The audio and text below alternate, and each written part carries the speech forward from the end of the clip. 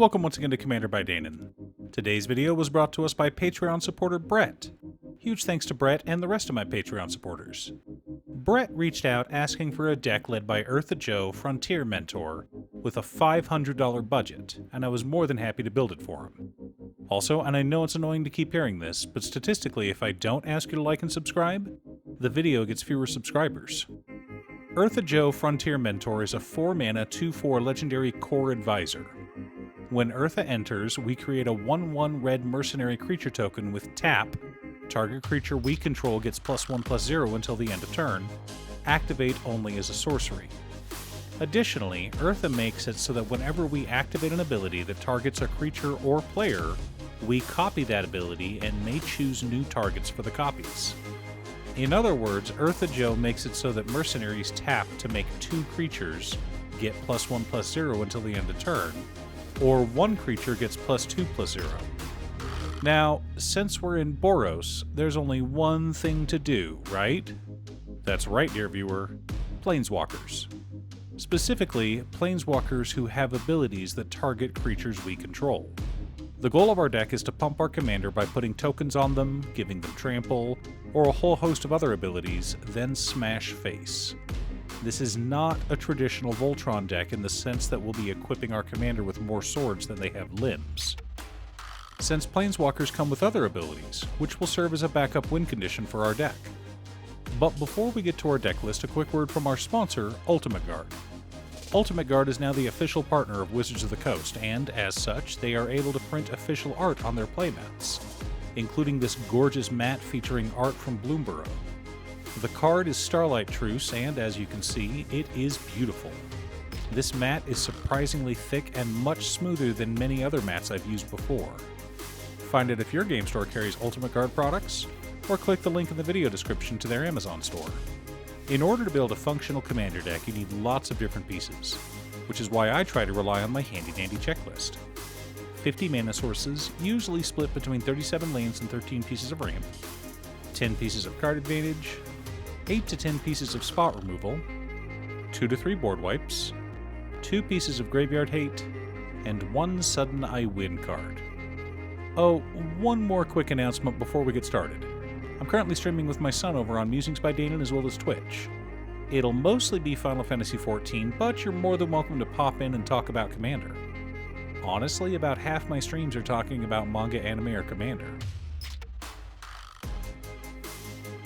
For lands, we're running Command Tower, Exotic Orchard, Karn's Bastion, Arid Mesa, Scalding Tarn, Marsh Flats, Bloodstained Mire, Windswept Heath, Sacred Foundry, Spectator Seating, Sundown Pass, Clifftop Retreat, Elegant Parlor, Alpine Meadow, Sacred Peaks, Sunscorched Divide, Rugged Prairie, Battlefield Forge, Needleverge Pathway, Fury Calm Snarl, Boros Garrison, Scavenger Grounds, 5 Mountains, and 8 Plains.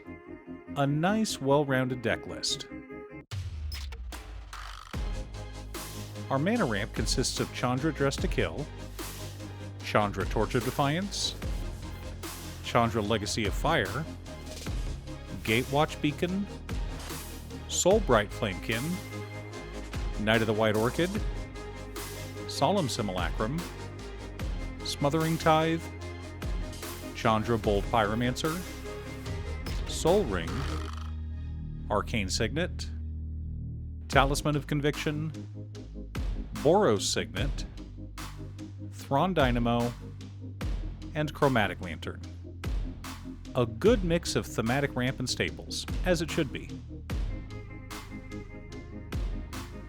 For card advantage, we're running Angelic Sellsword, Teo Geometric Tactician, Mila Crafty Companion, Lauren of the Third Path, Mangara the Diplomat, Esper Sentinel, Jeska's Will, Call the Gatewatch, Wheel of Misfortune, and Ertha assembles the Titans. Again, a mix of staples and thematic cards.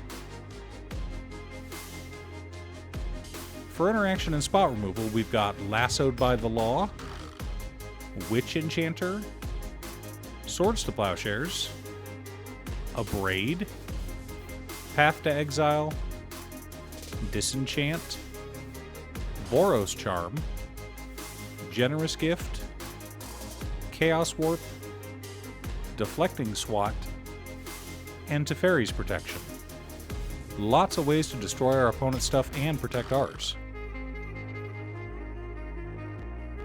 Our board wipes consist of Farewell, Blasphemous Act, and Promise of Loyalty. Lots of ways to reset the board if things get out of hand. The core of our deck consists of Brimstone Roundup, Form a Posse, Prickly Pear, We Ride at Dawn, Ajani Steadfast, Elspeth Resplendent, The Eternal Wanderer, Rowan's Talent, Ajani Caller of the Pride, Brash Taunter, Jaya's Phoenix, Captivating Crew, Basri Ket, and Chandra Acolyte of Flame. Supporting our plan, we've also got Grand Abolisher, Oath of Gideon, Lae'zel Blacklist Champion, Onaki Oathkeeper, The Chain Veil, Archangel of Tithes, Sword of Truth and Justice, Norn's Choirmaster, Semester's End, Take the Bait, and Luxior Giada's Gift. Some protection as well as extra ways to close out the game. Now that we have our deck list, let's compare it to our checklist. 51 mana sources split between 35 lands, 15 pieces of ramp, and 1 MDFC. A little high, but planeswalkers are expensive, so it's fine. 10 pieces of card advantage, 11 pieces of interaction, 3 board wipes, 2 pieces of graveyard hate in Farewell and Scavenger Grounds, 1 sudden I win card in Form a Posse. Each mercenary we create from Form a Posse can be used to give our commander +2/+0 until the end of turn, which means we only need 10 of them to ensure our commander is large enough to one-shot someone. And since our commander makes one, that means we'll only need 9 more with Form a Posse. But this can be a cumbersome way to win a game of Commander. Better for us to win with our Planeswalkers. We have several that are able to pump our commander and even more that can win us the game, assuming we can ever ultimate them. Now, just so you're aware, when you double the effect of a Planeswalker ability, that doesn't double the amount of loyalty counters we add. So a +1 ability will still only put a +1 loyalty counter on the Planeswalker even if we get to copy the effect. This is both a drawback and a bonus depending on the loyalty cost. But if we're talking about activating a loyalty ability more than once per turn, each cost is assessed separately. Of course, if we can't win by ultimating our Planeswalkers, we can always just equip Luxior Giada's Gift and smash someone's face in. Do you have an Ertha Joe Frontier Mentor Commander deck? What's your secret deck tech? Leave a comment below. Thanks for tuning in. Once again, a huge shout out to my editor Cutestuff. I couldn't make these videos without her.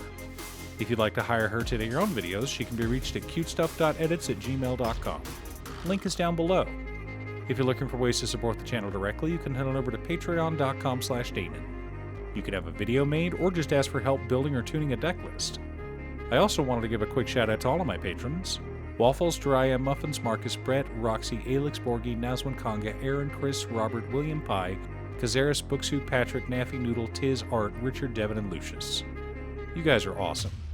I post new Commander Deck videos every weekday, so be sure to subscribe and ring the bell to be notified of new videos.